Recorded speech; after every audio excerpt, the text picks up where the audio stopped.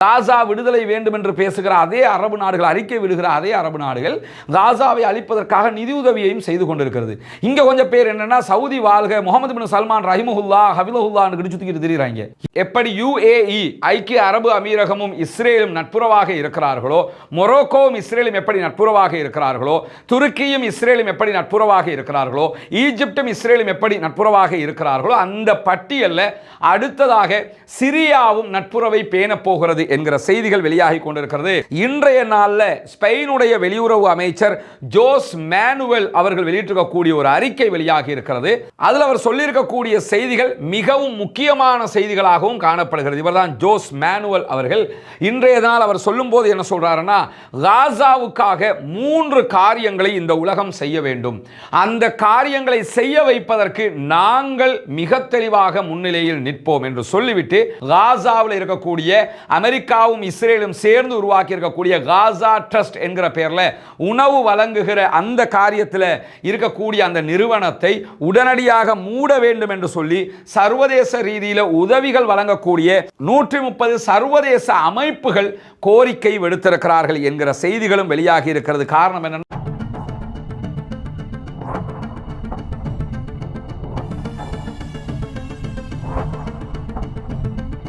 அலைக்கும் வரஹ்மத்துல்லாஹி வபரகாத்துஹு. அன்பிற்கினிய சகோதர சகோதரிகளே, நம் அனைவர் மீதும் ஏக இறைவனுடைய அமைதியும் கருணையும் உண்டாகட்டுமாக என்கிற உயரிய பிரார்த்தனைகளோடு, பாலஸ்தீனத்தினுடைய காசா பகுதிகளில் இஸ்ரேலிய ஆக்கிரமிப்பு இராணுவத்தினுடைய தாக்குதல்கள் ஆரம்பிக்கப்பட்டு 634வது நாளான இன்றைய நாளில் என்னவெல்லாம் நடந்திருக்கிறது என்கிற செய்திகளைத்தான் நாம் பார்க்க இருக்கிறோம். நமக்கெல்லாம் தெரியும், காசா என்பது பாலஸ்தீனத்தினுடைய ஒரு பகுதி. பாலஸ்தீனம் என்பது ஒரு தனி நாடாக இந்த உலகத்திலே இருந்த நிலையில் அதை ஆக்கிரமித்து உருவாக்கப்பட்ட இஸ்ரேலிய ஆக்கிரமிப்பு நாடு இன்றைக்கு அவர்கள் தனி நாடாக செயல்பட்டு கொண்டிருக்கும் போது பாலஸ்தீனத்தை தனி நாடாக அங்கீகரிக்க முடியாது, அங்கீகாரம் கொடுக்க கூடாது என்று சொல்லி அமெரிக்கா உள்ளிட்ட இஸ்ரேல் உள்ளிட்ட பல நாடுகளும் மேற்கு நாடுகள் நிற்கிற போது பாலஸ்தீனம் தனி நாடாக்கப்பட வேண்டும், எங்களுடைய நாடு எங்களுக்கு வேண்டும் என்கிற கோரிக்கைகளை தொடர்ந்து வலியுறுத்தி வருகிறார்கள் பாலஸ்தீன அப்பாவிகள். அந்த அடிப்படையில் தான் பாலஸ்தீனத்தில் இருக்கக்கூடிய இராணுவம் இஸ்ரேலிய ஆக்கிரமிப்பு இராணுவத்திற்கு எதிரான தாக்குதல்களையும் தொடர்கிறது. இந்த மாதிரியான சந்தர்ப்பங்களில் மீண்டும் பாலஸ்தீனத்திற்கான தனிநாடு கோரிக்கை சர்வதேச மட்டத்திலே பேசுபொருளாக மாறியிருக்கிறது. குறிப்பாக இன்றைய நாளில் ஸ்பெயினுடைய வெளியுறவு அமைச்சர் ஜோஸ் மேனுவல் அவர்கள் வெளியிட்டிருக்கக்கூடிய ஒரு அறிக்கை வெளியாகி இருக்கிறது. அதில் அவர் சொல்லியிருக்கக்கூடிய செய்திகள் மிகவும் முக்கியமான செய்திகளாகவும் காணப்படுகிறது. இவர்தான் ஜோஸ் மேனுவல் அவர்கள். இன்றைய நாள் அவர் சொல்லும் போது என்ன சொல்றாருன்னா, காசாவுக்காக 3 காரியங்களை இந்த உலகம் செய்ய வேண்டும். அந்த காரியங்களை செய்ய வைப்பதற்கு நாங்கள் மிக தெளிவாக முன்னிலையில் நிற்போம் என்று சொல்லிவிட்டு, முதலாவது காசாவிலே நிரந்தர யுத்த நிறுத்தம் கொண்டு வரப்பட வேண்டும். இனிமேல் காசாவுக்குள்ள யுத்தமே நடக்கக்கூடாது, அந்த திட்டம் கொண்டு வரப்பட வேண்டும். இரண்டாவதாக, காசாவினுடைய அப்பாவிகளுக்கு உடனடியாக மருந்து, உணவு உள்ளிட்ட உதவி பொருட்களை இந்த உலகம் வழங்க வேண்டும்.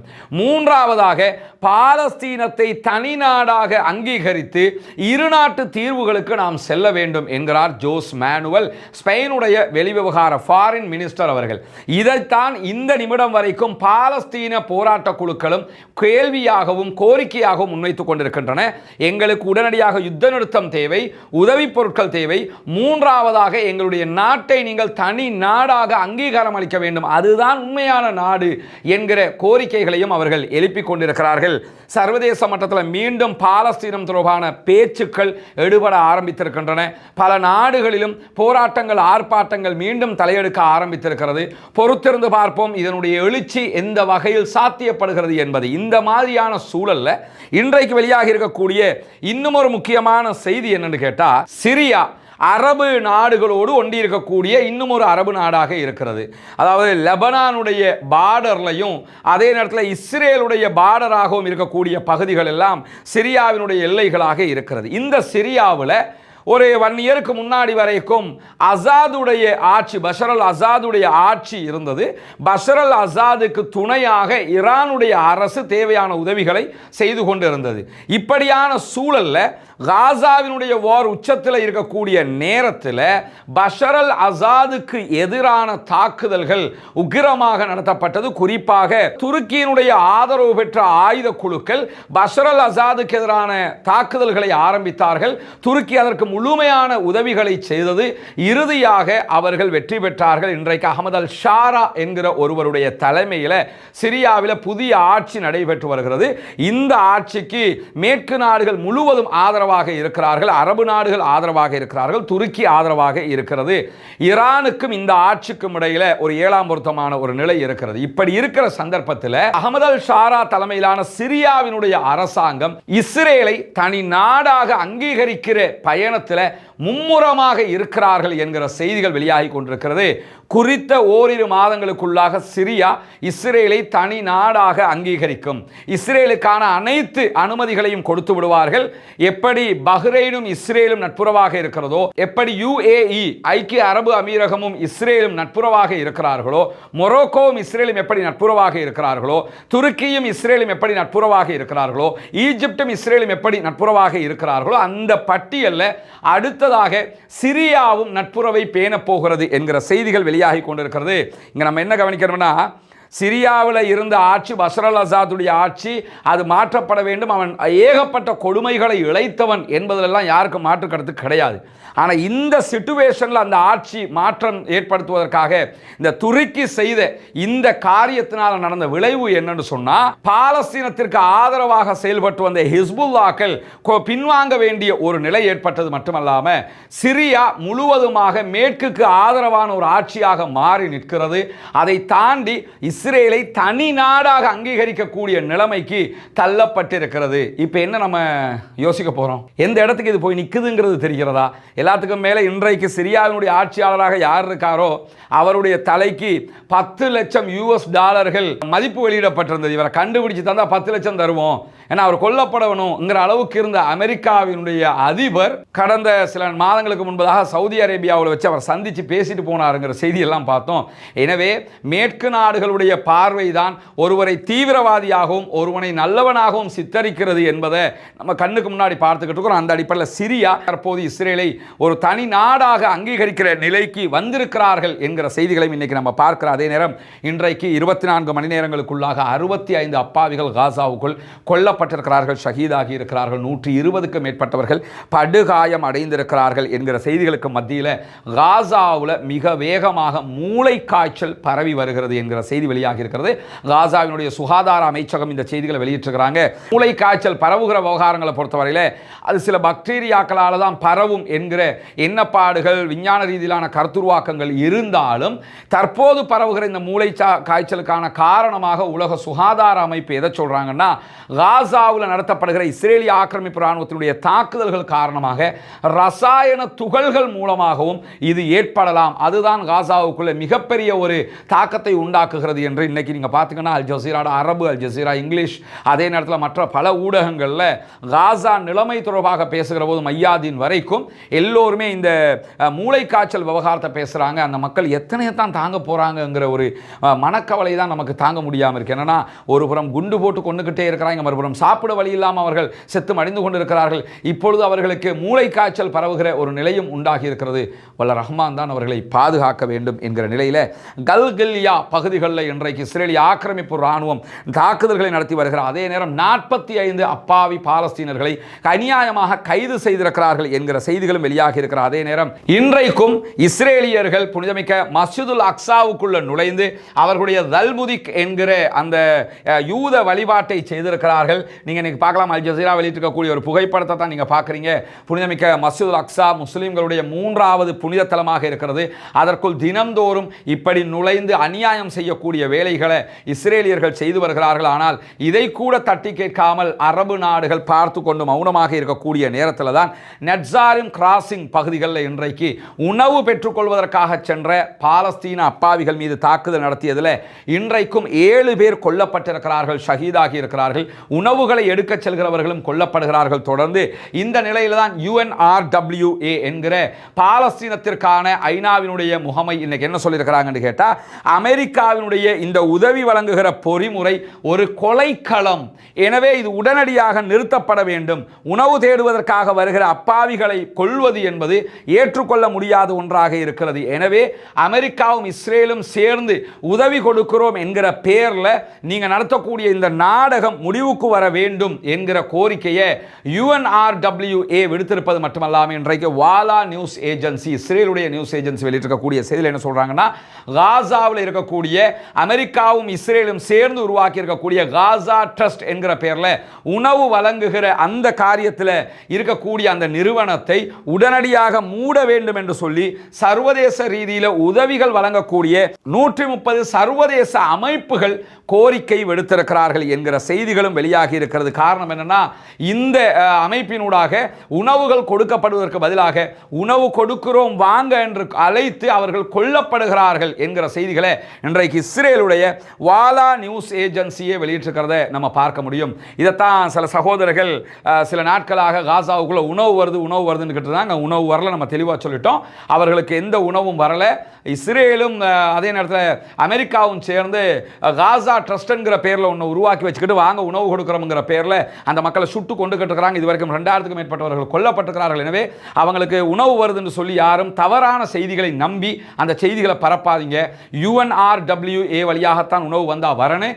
அவர்களுக்கு எந்த உணவும் வரல. ரஃபா பார்டர் திறக்கப்படவும் இல்லை, கரீம் அபிஷலம் பார்டர் திறக்கப்படவும் இல்லை.